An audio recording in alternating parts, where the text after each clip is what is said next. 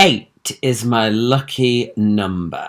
And I'm delighted to say that you're listening to episode 8 of my podcast, Let's Talk with Lee Peart. This week I'm joined by one of my best friends, Yasmin Evans. If you don't know Yasmin, she is a radio presenter on BBC Radio 1 Extra. She's a TV presenter, most recently seen on your televisions on Saturday Mashup on CBBC.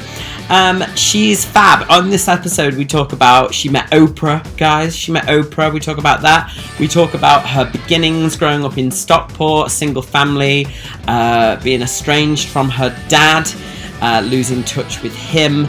And we recorded this in Champneys Spa, where we'd had a little bit too much prosecco. So bear with us, like, subscribe, enjoy, have fun, love you all. This is Yasmin Evans. So, I am joined with... I'm joined with? Yeah, I'm joined by... Yeah. Right, great. It's literally been 4 words in. You've corrected me already. I'm joined by Yasmin Evans. Yeah. Presenter, radio presenter, DJ, TV presenter.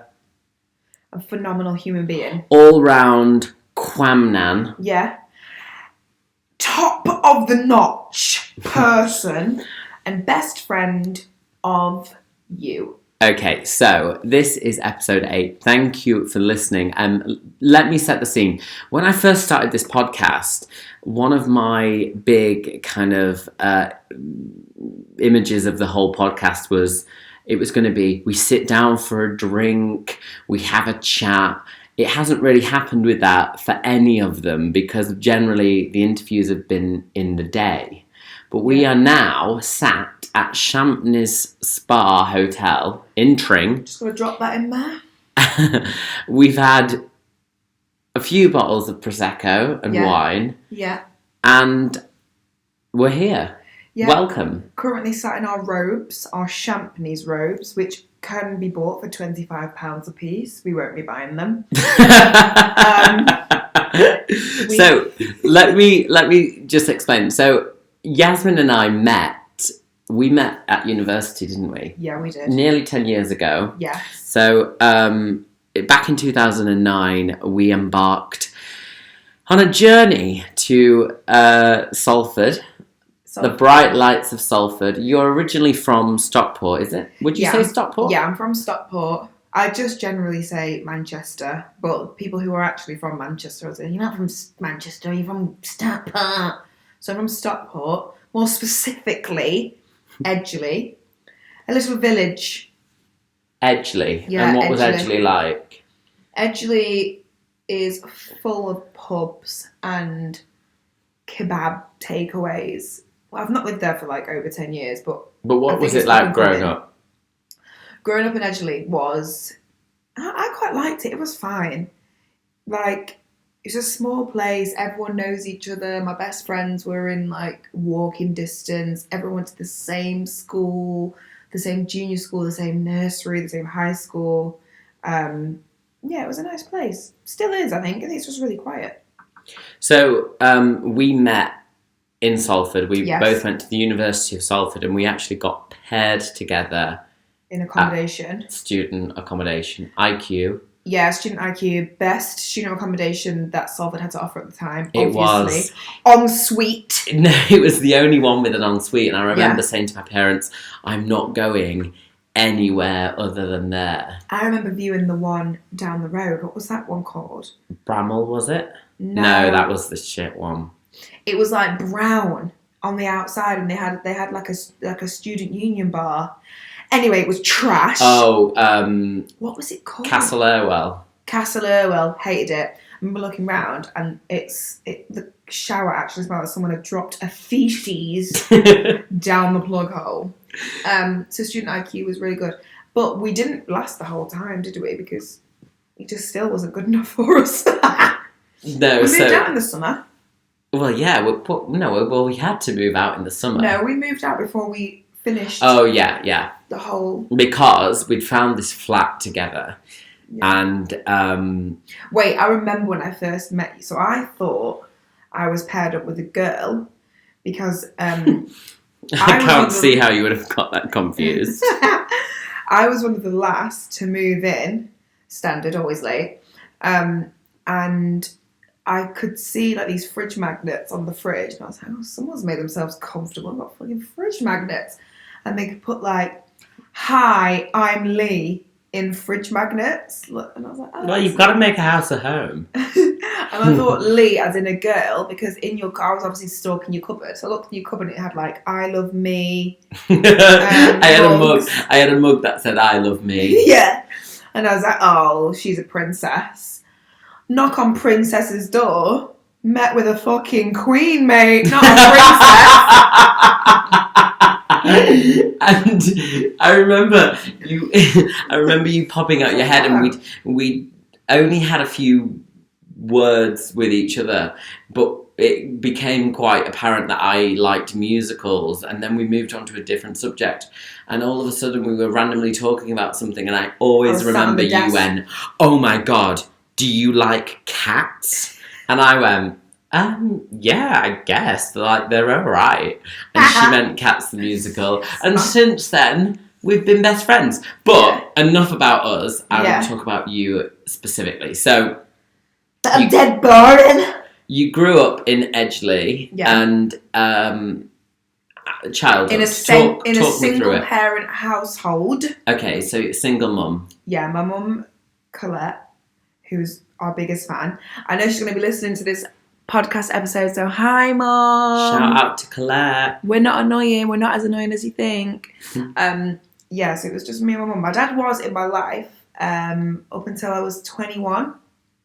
And I decided to cut my dad out of my life. But never really had a great relationship with my dad anyway.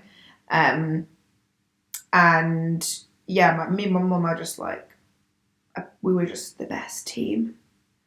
I went to school in Edgeley, and then you were an only child? Yeah, an only child. My dad's got 2 sons. My mum has a new partner that she's been, not even new, I said new. My mum's partner, Leon, they've been together for, I think it's like 15 years. But it was new at the time of you growing up. Yeah, because I was about 16 when Leon came into my life.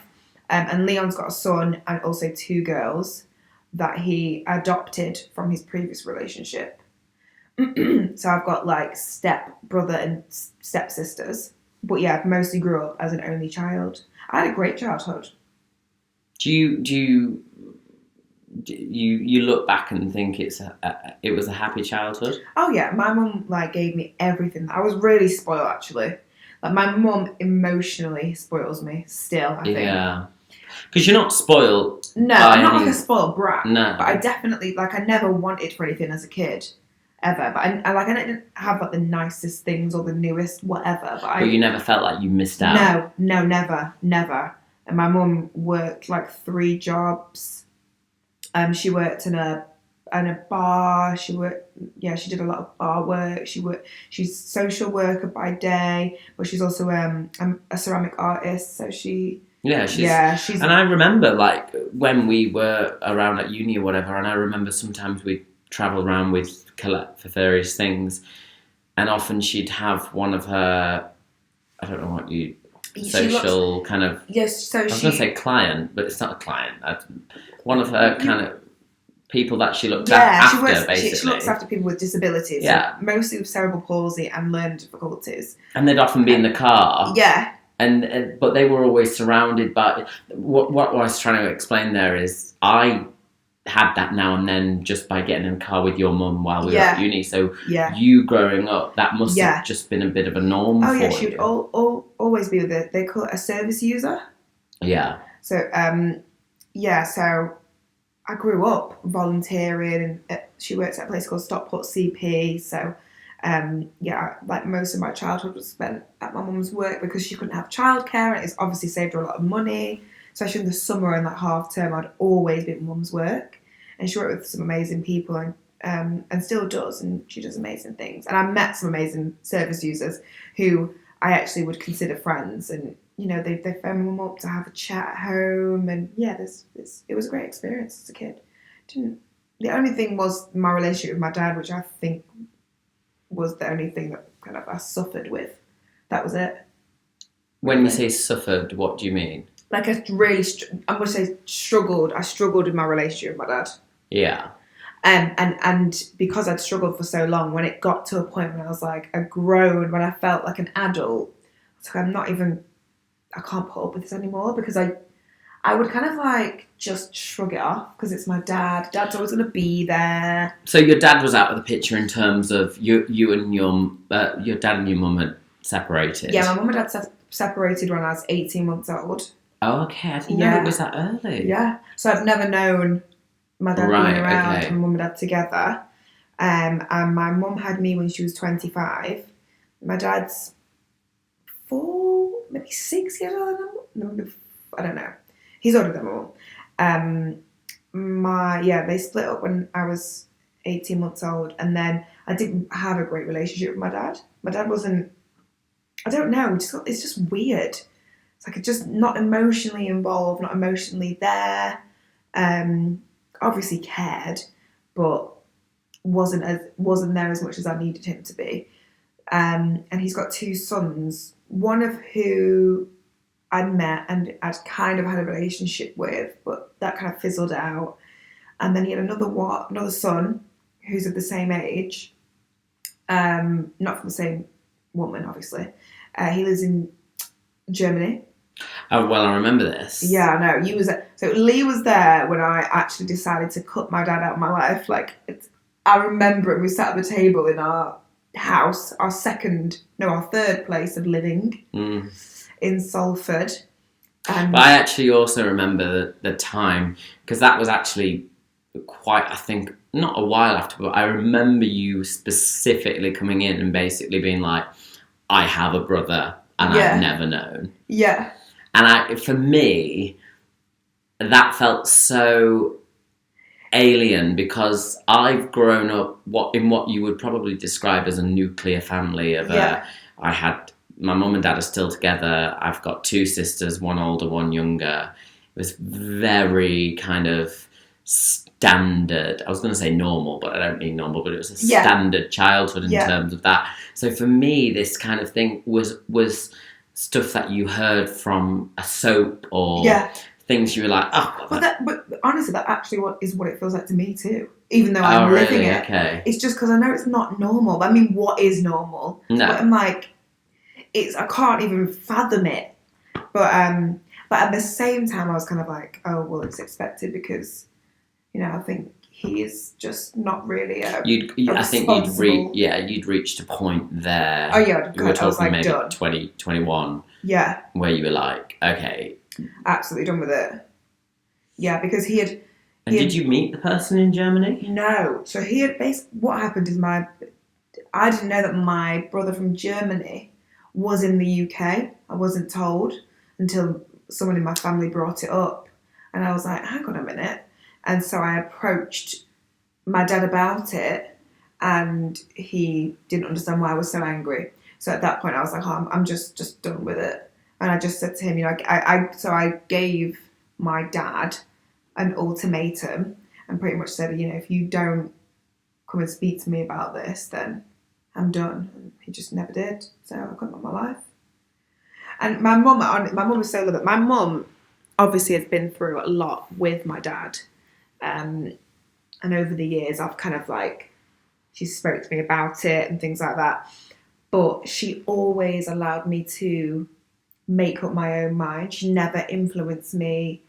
Oh, no. And I can vouch for that. She stayed so neutral and kind of allowed me. Well, actually, I would argue that, if anything, she sometimes edged you more towards... Yeah. She does it even still now. Yeah, she was almost overly conscious of not going, oh, your dad's an arsehole, or whatever. Yeah. Not that she ever said that, and she didn't. No. My point was, she was more pushing you towards the side of going, well, give him the benefit of the doubt. She does it still now. She says, I'm not going to phone your dad. I'm just not ready because I know how affected it was, and I just don't have the time to put the effort in. I tried.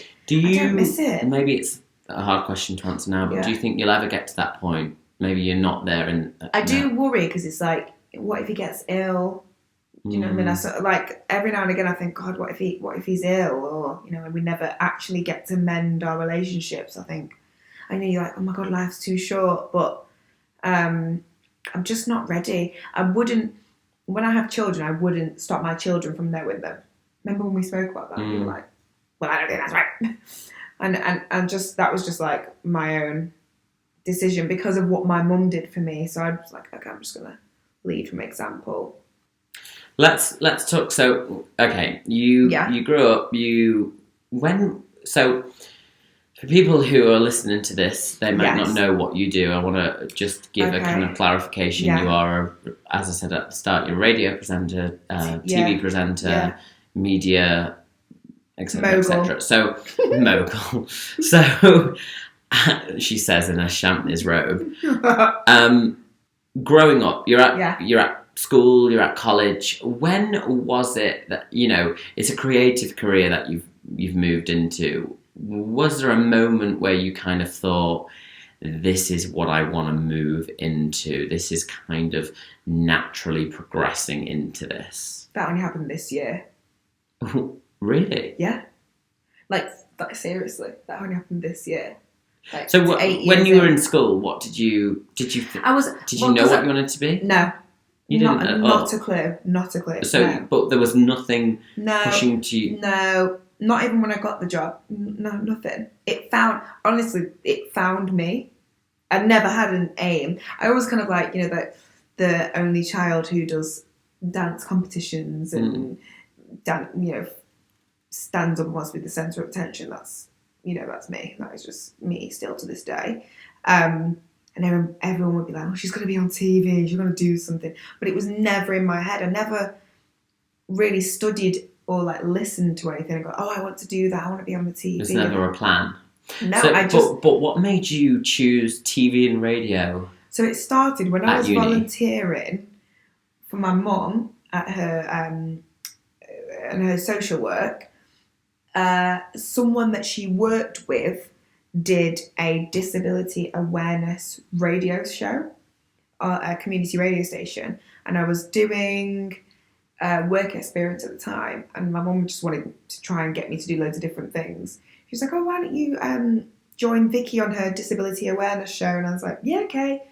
Bring some tunes. I think I stayed for like 30 minutes and would play tunes, and then I got to know what it was like in the studio. Really enjoyed it, kind of would stick around in the studio for a bit. Finally got my own show. I think it was a Friday afternoon. And then there was another guy that worked there called Aaron.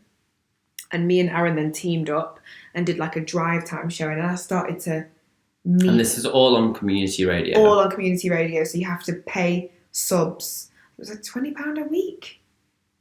Because you put money into the community. It's funded by the community. You just help the community. That's what it is. So yeah, we did a drive time show, and then I started to meet loads of different DJs and presenters in Manchester, and I was like, oh, actually, I quite like this. And because of that experience, it then allowed me to realise what I wanted to study at uni. I'd already been doing media at college, and I really loved it. And then then I went to. That clink, Salford. By the way, is a clink of prosecco. Yeah. Which we're both drinking. So then you went to Salford. We got paired up together. Yeah, we did student radio together. We did. I'm still not over it. We have 4 listeners. That was the highest one. We peaked. But now I get 1.3 million. Okay. But what I was going to say is we did a radio show together. Shock radio, student radio. It's called Shock because it was shocking. No, and then they did some awards thing. Do you remember? And you won. Yeah. We were up against best presenters, and Yasmin won it. They always knew she was destined for radio greatness. Yeah, do you not remember? No, I've got terrible memory. You know. Yeah, you won. Did you not win it? No, I didn't win it. No. But we were a duo. No, that's what I mean. But it was like best person on it. Did you get a certificate? I don't know if you got. I don't know. I didn't get a certificate. Didn't fucking win it. But you won it anyway. I mean, Lee's shocking news of the day. You are Lee's shocking news of the day. Lee's shock news of the day. Thank you. Are you going to have to edit this? So I was just going out like no, this entirety? is all unedited. Love it. It's going to be so long. So you went to university, you did TV and radio, and how was your uni experience? I know how it was, but for the listeners, how was it? Your dressing gown is so short. We're filming this also, so you're going to get visuals of Lee's crotch. My uni, I went to uni because I felt like it was I don't know about you, it was like the next thing that you had to do. I had to complete the thing. It's so funny because... I would never do a master's though. I mean, a huge shout out to people who do masters because I've not got proportions. Yeah, massive shout out to them. But what I mean is, it's interesting you say that because I felt that about college. So I felt that college was a stepping stone that you had to do for uni. To get to... Oh, yeah. Oh, for me, definitely. Uni was like the pinnacle that you had to get to. You really weren't arsed. No, I was not bothered about uni at all. Not even about freshers. I was like, let's get this over and done with. Let's talk about freshers. We had a great... What was... So for anyone who's listening that hasn't been to uni... and who doesn't know what freshers is. September. Freshers, as a fresher, you're known as the fresh face, so you're freshers, you're new students. And for about 2 weeks, it's called Freshers Week. Yeah. And that is where people basically go out to test their livers of how they can... You sign up to stuff that you're never going to go to. Oh my God, yes. You get Domino's Pizza vouchers for life. You get like a rape alarm in a pack. Oh my God. Just in case you get, I set mine off once in a library. And you get like pencil cases and tote bags. You get condoms galore. More condoms. I still got those condoms. I haven't used them. I used to call them paperweights because they'd literally hardened the condom, not anything else. But freshers was like, we'd go out, we'd used to paint our faces. Oh my God, no, we did my first and last, because I'll never do one again, pub crawl in Levensey. Was it? No. Castle? Fallowfield. Fallowfield, which is like the student area of Manchester. In Manchester, yeah. And we had to have like freshers t-shirts, didn't we? We cut them in like a slant. I think I was wearing a leg warmers as well. Yeah, probably. A sweatband. This is 2009, for anyone listening. Yeah. And we went around and then with the foam parties. That was the worst. Like, get it in your eye, you literally felt like you're going... And you suffer from like eczema and stuff like this. Terrible. Set you off. Set me off. Looking like a terrible rash going on my face. I couldn't go in the thing though, could I? In the middle. You were like, that's touch and go. Absolutely not, you can piss off. I remember being like, I've avoided everything, and then this fan in front of me just burst me with a load of foam. Like, who thinks that? Anyway, we digress. I've never had so much pizza in my entire life. Oh, and by the way, Lee's thing at uni was pizza, pasta and cheese. Oh. Lee had a bag She's still over this.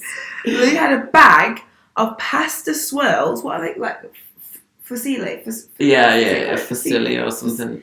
I don't know. The swirly pasta. The most common type of pasta. 5 kilograms. What was it? Something like that. Like a whole industrial bag. You buy in bulk. You save money.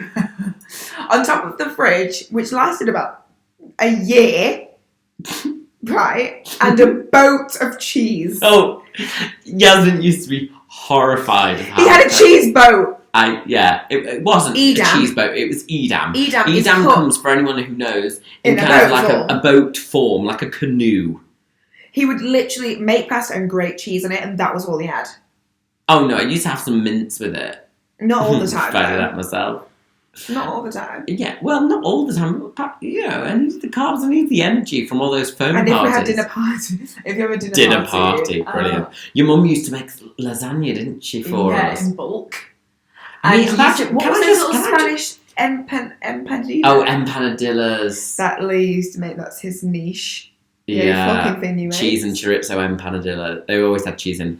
Anyway, we digress. So, university. One thing I always remember about... So, we got a flat together by ourselves. And one thing I After always that, remember about you is I can't work at home, or like I have to be in an environment of working. So I always used to have to go to the library, and you couldn't. No. And you were so good at working at home, and I always remember how hard working you were, even after university, because we stayed there once we graduated. Yeah. And you were always kind of researching or doing things on your laptop, etc., etc. But I never did. So I think once I left uni, I never had that environment where I was carry on. I just never did it because I'm quite inherently lazy. But you're not. You were kind of researching. So weird, because I was thinking about that recently, and I'm really, really fortunate that now, working at the BBC, I have a team. So I've got like a producer, I've got an assistant producer, I've got a team assistant, I have people who schedule basically everything that I used to do, even researching, everyone at work does it. All I really need to do, and I'm not trying to put my role down, because I really feel that we all work together as a team, but sometimes all I just do is show up and speak on the microphone, which is a skill, yes, but for you, so you used to be, because I used to be up all night on my laptop, like making sure that I had music, properly researching, writing notes, and I kind of miss it, and I do feel like I've probably got a little bit complacent. However, my workload in general has is times a million right now, so I don't have the time to sit on my laptop. But and do stuff. Where I was going with that as well is where were you going with it? Well, I'll tell you where I was going, Yasmin. A lot of people I've witnessed, and I know I've said to you, "Oh, you're so lucky. You're so lucky." Bored of hearing that. Yeah, but to a certain extent, you are. Like, I think I'm lucky with what I'm doing at the minute, and etc., etc. But you, and I know for a fact, worked hard at doing it. So you were in Manchester, and you saw, was it an apprenticeship scheme? So what happened was, which I nearly couldn't say because I'm about to switch over to gin. Grabs glass. Apprenticeship scheme. Apprenticeship scheme. You're adjusting yourself. Yeah, I'm not. We're in our Champneys robes. The robe's coming undone. One of the great things today, just as a side note, we were at Champneys, they gave us these robes, and then someone else came up to us, because Yasmin was very, I was going to say lucky then. Very lucky to have this. They gave her a complimentary nice complimentary stay. And it's free! And they went, "Oh, I'm so sorry, we've given you the wrong robes. You should be having our deluxe robes. We've got given these extra..." Anyway, carry on. Makeup all over it. God, people are going to be listening to this thinking they're going to love it. Such wankers, but that's why they tune in. What was the question? So you're in Manchester, and there was an apprenticeship scheme or some sort of pilot scheme. What happened was, I kind of like figured out how radio worked. I was like, I need to meet a producer, and then a DJ from One Extra was doing a Q&A session. And I really geeked out. I like found out what was his favourite colour. And you were still doing community radio at this point, weren't you? Yeah. And I wore a t-shirt that was his favourite colour, so I could stand out. I won't say who the DJ was, it's cringe.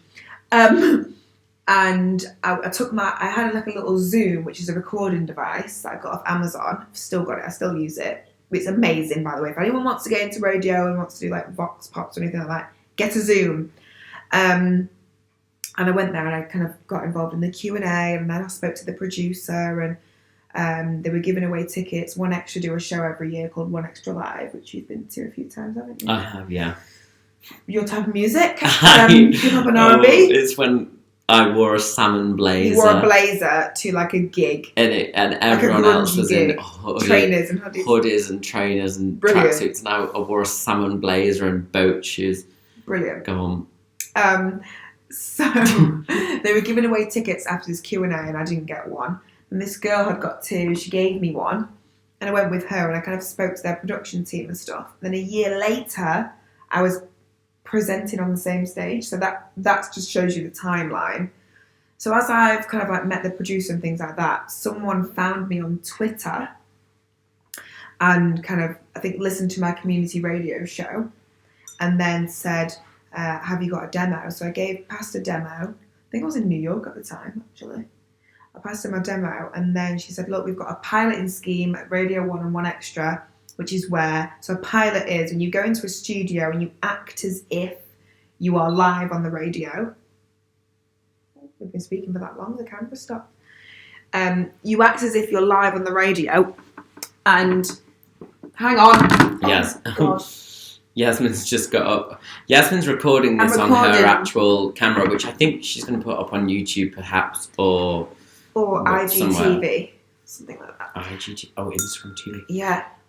So I did a few pilots. They were told me they were going to do 8 in total. And then on my 7th one, they offered me a weekend breakfast show. So I kept going. I was in my final year at uni. I kept going to and fro. Well, I remember. So you lived at the time, and I remember. Yeah. Do you remember? I was in the shower. No, I don't remember this. Yeah. God, yeah, terrible memory. I was in the shower, and you ran into I had the ensuite in the flat. I feel like I do remember. And you ran in, you went, Lee! And I was like, what? And I was like naked in the shower, because obviously no one showers with clothes on. And you were like, I've got it! And like we both had a weird celebration, but at the same time, I was like holding my nudie crotch. Wasn't the first time I've seen you naked, and won't be the last. Nope. And that happened so quickly. So quick. So they reached out to me in February. Then I came back from New York, and in May, it was May 24th, they offered me the job, but then I didn't start until September. No, well, did you not? No, I didn't start. It was the summer. No, I kept going back. Yeah. And I was doing a lot of festivals and things like that. And what I remember then is what happened with us. We moved into a house in Salford when we moved from our flat, and we moved in with our friend Craig, and you were travelling. Yeah, all the time. So every Friday you'd go, you come back on the Sunday. So I was working I was a florist, and I worked at the florist and the coffee shop. And a sunbed shop. It was a weird combination. It was a sunbed / coffee shop. It was a weird, because we would sell paninis, but then you'd have like sweaty people coming off it. It was weird. It didn't work. Anyway. But you were doing this. You were doing a weekend a weekend show. Yeah, it was a breakfast show. Yeah. Sorry, it was a weekend breakfast show on Saturday and Sunday on a huge BBC One Extra, huge thing.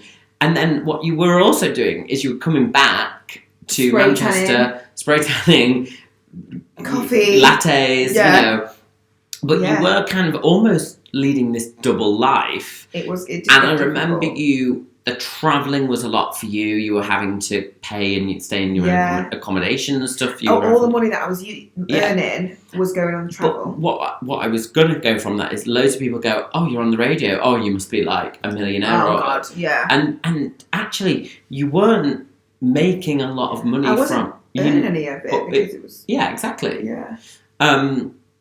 Then the big thing came along. Yeah. The breakfast show. Yeah. The Monday to Friday breakfast show. Yeah. Where I believe was that from August-ish time? Yeah. That's where you moved. It was. I'm basing this timeline on when she moved out of the flat. Yeah. Which I wasn't present for. You wasn't there for the last day. Still angry at me for cried my eyes out. Craig didn't even realise I was crying. I was in the car and I was like, I don't want to go. And Craig was like, see ya! He was waving. He was waving with a massive smile, and he couldn't see that she was bawling right. My head out the window and said, she's bloody crying! And I was up in like Glasgow doing some random job. You was in London. Was I? Yeah, you were in London. So I didn't even live. So when we moved into the house with Craig, I didn't really live there for a long time. Oh yeah, you were. I mean, for the weekends you were always away, and then for other I'm fuming days. Because there's people that moved in after me that have lived in that house longer than I. Oh God, we're gonna move into bloody territory. Top trumps now. But what happened is you got the Monday to Friday show, and you were like, I now have to move to London. So you moved to London, and you presented the weekday breakfast show, the pinnacle slot on BBC One Extra with Twinbee. Yeah. You did that for... That was for 4 years. I was about to say 2 or 3. No, it was 4 years of getting up at 4:45 in the goddamn morning. Every single day. But I absolutely loved it. We stopped doing the breakfast show because Twin also worked at a record label. and he had been doing the breakfast show 2 years before I joined, and he was just tired. So I wasn't ready to let it go yet, and I was really sour about it for a good, I'll say 3 months. And then so when we stopped doing the breakfast show, I moved on to my current slot, which is 1 till 4. Were you worried when he told you that he wants to stop the breakfast show? Was there a part of you where you thought, "Oh shit"? No. You knew that they would. It would have to work somehow. No, actually, I didn't. Do you know what it was? I was like, well, I can do this by myself anyway. Because I'd done the weekend breakfast show by myself, but then most of it and how I matured and how I progressed as a presenter was with him. And I was like, okay, this is going to give me a great opportunity to, show people who I am as a single person, as a presenter. I've been doing 1 till 4 now for 3 years, possibly 3 years, 3, 4, 5, maybe even longer. I don't know, but I love my slot that I've got right now. So the breakfast show, I just want to go back to. Obviously, that is a huge show for BBC One Extra. Therefore, it gets a lot of the time big guests. Yeah, and you have interviewed an array of people. You still do. Yeah, I think it's really bad. I actually forget how many who I've interviewed. I would. Oprah Winfrey. Well, this is what I was going to say. I have to ask you about Oprah. Yeah. Because for me, she is It's the pinnacle. Yeah. Especially if you're a presenter. Much higher from her. And a female presenter. Not only that, she is like... And she's black. Yeah, a black female. She's a mogul. She's just created everything. TV channels. Picture the scene. You're going in. So it's for The Butler. The Butler. The film that she was in, yeah. Yeah, with Forest Whitaker. I forget the director, Lee Daniels. And so it's a big thing because it's about the butler who serves the president. It's about the butler, guys. That's the synopsis. It's called The Butler. No, but it's about the butler. The description of the film is it's about the butler. It's for the butler who serves the president of the United States. Yeah. And he's gone through all the offices. It's a true story. I think he's gone from Kennedy to someone else to Barack Obama. Anyway, we don't get told. Sorry. I just dismissed Barack Obama there. We don't get told. I'm trying to get my gin. Grab it. Oh, well. We don't get told, for the third time, that Oprah is in the room. We actually were told, it's just Forest Whitaker. Oprah can't make it. It was never promised anyway. So you never planned to... No, it was like, she might be here, she might not. It was never promised, and we thought, she's not going to be in there. So anyway, we walk in, and I could just see, her legs cross, and I was like, oh my God. And I grabbed Twin, I was like, it's Oprah. And he was like, oh no. And we sat down, and it was a good awkward it felt like 30 minutes, but a good awkward few minutes where our producer had to get the microphones ready and stuff, and we're kind of making small talk with Oprah. And what were you saying? Well, Twin started telling her of the story that he's just got back from Miami, and she was like, "Oh right." Could you see her thinking, "Why?" I've been to Miami. She's probably thinking, "I've got a condo in Miami." She owns Miami. And then I just didn't know what to say. She invented Miami. She is Miami. I didn't know what to say, so I was kind of like. And then, so we got on with the interview, and we had 6 minutes and 16 seconds. I remember it clear as day. And I asked her a question, and she told me that the question was really good, and I nearly died. And then unprompted, didn't she call you Yaz? She called me Yaz. She was like, "Bye, Yaz. It was nice to meet you, Yaz." And I obviously introduced myself as Yasmin. I was like, we're friends. Yeah. So that was a big moment. And was it because a stand-up comic friend of mine was in a film with Meryl Streep, and I would put them on the kind of same par. But he said, the minute Meryl Streep walked into the room, you sensed it. And did she have this kind of aura of... Yeah, because it's just this confidence. But does the confidence come from the fact that she's Oprah, or does it come... or is the fact that she's Oprah come from her confidence? I don't know, but her name's an adjective. Yeah. Do you know what I mean? Yeah. You're like, oh God, that was very Oprah what you just did there. I'm feeling so Oprah today. So Oprah today. You're such an Oprah. Who else have I met? I've met so many. For me, Justin Timberlake. I met Justin Wasn't Timberlake. he a bit dry with you though? He was really mean. I read in my diary he wasn't impressed because I was slagging him off. I was only 12. Cry me a river, Justin. Oh, exactly. Who else? Kevin Hart and me have met a few times. I don't know. Do you know what? It's they so roll bad. into one, don't they? So there's so many people that I've met, and the royals, like they come through. I've met the Queen before. You've met the Queen? Yeah. What happened? And I curtsied, and someone told me I shouldn't curtsy, and I was livid. Why? Because it's just I don't think it's a fable. A fable? A myth? A myth, that's it. What? You shouldn't curtsy? No, you don't have to curtsy for the Queen. Oh. Yeah, it's weird. I didn't know that. So what did you do? Oh, you did curtsy? Yeah. And did you call it, because apparently it's Mamas in Jam and not Mamas in Farm. I don't know if that's Mom, true. calm. Ma'am, I held out my skirt. You flashed a bit of you. No, I did. You held out the corners. Oh, yeah. And what did she do? I fucking know. Nothing. Did she say anything? No, she didn't. She just said good evening, good afternoon, good afternoon. Oh, I'd love to meet you. Her hair looked good. I've met so many people. Denzel Washington, my ultimate favourite, and he remembered me the second time round. Michael B. Jordan. Oh. Yeah. Do you know Idris Elba? Oh yeah, Idris. Me and Idris. Idris is actually my mentor currently.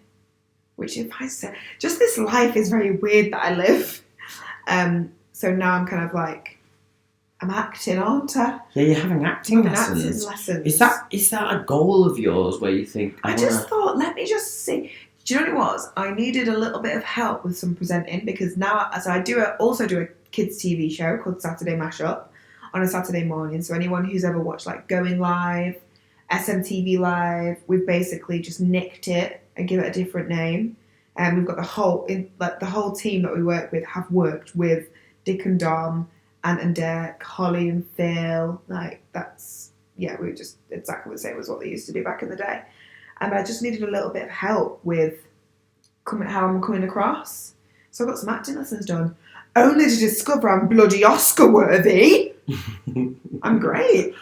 So I am. Have you done any Shakespeare? No, not yet. That's the pinnacle. It is, isn't it? That's where you know you've made it. If Judi Dench is going, wow, Dame Judi. I'm not at that level yet. You could be. Could be. You could play. To be fair, presenting is acting. No offense, guys, but everything that you see and hear, like majority of the time. Yeah, we actually hate each other. One thing that I did want to say though, which is something that I think you have worked really hard, and we go back to the thing of you're really lucky and blah, blah, blah. No, you have actually worked hard, and yes, things have fallen into place. But I always think that is because you've kind of threaded the needle enough to allow it to do so. She struggles to talk about that. What so far? Threaded the needle. What so far is your career highlight? My career highlight. Interesting. Tricky I think one. actually getting Saturday Mashup. So Saturday Mashup. It's a live TV show. We're about to embark on our third season. It's on BBC Two and CBBC. So this is recorded in June 2019. And we start the next series 3, January 2020. I don't even know if I'm allowed to say that, but there you go. I'm saying it. Of course you are. How does that differ from radio? Radio, you've been doing for years. Live TV. Live TV, you really, and especially kids TV, you have to really be on. Like radio, I can control when I want to speak.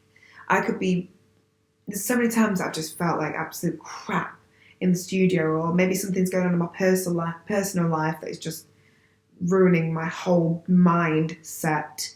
And I can be crying 1 minute, next minute like, hi, and that was blah, blah, blah, and then shut down the mic and then done. You know, I could be in a tracksuit looking an absolute mess, and God knows I've been absolutely hungover on radio before. TV, can't get away with it, mate. No. Cannot get away with it. Even 75 layers of foundation won't have, but you always have to be on. With Mashup, it's so fast paced. Like, we're live from 9 and finish at 11. And, like, even though we play cartoons within the show, and there's like 10-minute breaks, it is constant. We have a live audience of 30 children below the age of 10. It's just intense, but so much fun. You know, we've got guns, we've got all the stuff that like live kids TV is supposed to have. But yeah, they're two totally different things. However, they're similar because I feel like I, as a presenter, am very in tune, and I just keep it real. I keep it GC, yeah. GC, Gemma Collins. Yeah. I'm just me, the big GC. Well, talking of you, I want to know you. Yeah. And I've not asked you this before. What? I ask everyone this. What's my preference? Coming to the end Are we of the finishing podcast. already? Yeah, this has already gone over. 12 minutes past midnight. Well, as we're recording We've not had any more stuff. We've got so much more to talk about. We should do the deleted Part 2. scenes. But I wanted to ask your mantra for life. I ask What everyone is that? this. My motto. So, you know, I've asked... Lorraine Kelly said... Drop that name there. Lorraine Kelly said, never say anything for best. Never say that. Oh, that's a good one. And that is something that I live by. Yeah. I didn't realise until she said it. Gloria Honeyford said she tried. Nadia Sawala said... What did she try? Well, her mantra was like, she tried. But then Gloria Honeyford also said, tried always everything. have good shoes or a good bed, because if you're not in one, you're in the other. Ooh. Nadia Sawala's was those who matter don't mind, and those who mind don't matter. Right. What is your mantra for life? My mantra. What is something that follows you through? A fart. Oh, stop it. I've never shit myself. This is meant to be the inspiring climax. My mantra for LIFE is... I told you to think about this. I know, but I didn't. You told me to, but I didn't. What is something that you... do you know what? My mum just always said, just be polite. Be polite. Yeah, she's like, always say your please and thank yous and be polite. And when did you forget that? I've never forget it. I'm joking. Yes, I like that. I always said be nice. Honestly, my manners have got me so far in my career. So far. Once I remember someone said to me, like, you say thank you too much. I was like, you can never say thank you too much. Like, even just being grateful for people, but also for time. Be grateful to yourself and the people around you. I feel like you're trying to create a quote. I want to be Gloria Honeyford. You'll never be Gloria I'll Honeyford. never, ever be Gloria. That's fine. Gloria, in Chelsea's day. Yasmin, is that my good man? That was alright? No, it's not. It's not. Always say your please and thank yous, honestly. I totally agree. Like, one of my things I love how you just tried to cut me off there, and I was like, not having it, it's not the end yet. Well, one of my things is just be nice, and the same thing as be polite. Don't be a dick. Don't be a dick. Honestly, because I have worked with people who are dicks, and I'll bloody tell everyone. Alright. Yasmin. Yeah? Thank you. Let's talk with Lee Peart. Oh, you could do the intro. Episode 8 with Yasmin Evans. Please subscribe. Can you like and subscribe? You can't like. Okay. Share and subscribe, download and listen on your travels. Rate. 10 out of 10, please. Is it 10 or is it 5 star? 5-star ratings, please, on this episode. And we'll be back. This is my voice. I also do voiceovers as well. You're listening to Let's Talk with Lee Peart, episode 8. Lee joins Yasmin Evans in his robe, naked, half naked, naked in Champneys for the weekend. They talk about uni life, first meeting, and always making sure you're being polite. Please rate, share, subscribe, and we'll see you next time. Bye-bye. Ta-ra!